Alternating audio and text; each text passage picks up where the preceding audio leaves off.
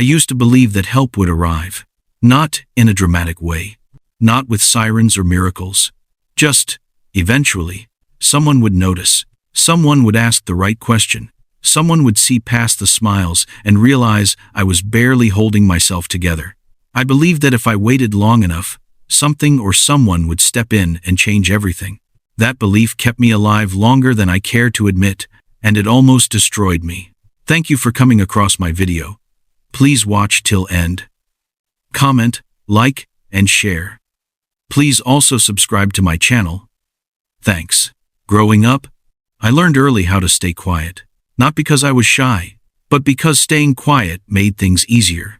When you don't speak, you don't create problems. When you don't ask, you don't get rejected. When you don't need anything, nobody can disappoint you. At least, that's what I told myself. I became good at reading rooms, good at sensing moods, good at shrinking myself before anyone asked me to. If something hurt, I swallowed it.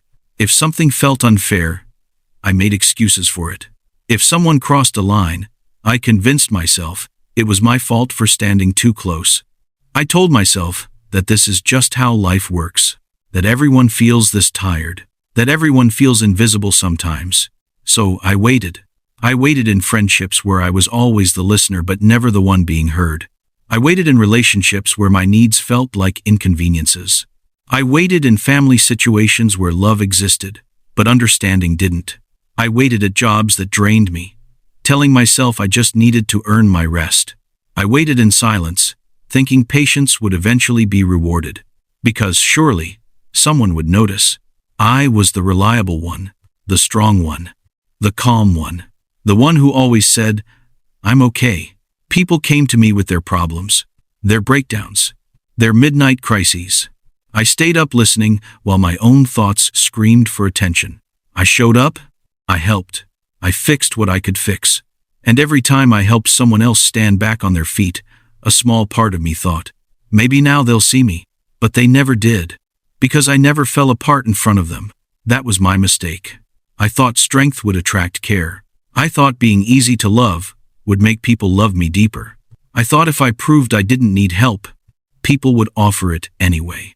But the world doesn't work like that. The world assumes you're fine if you look fine.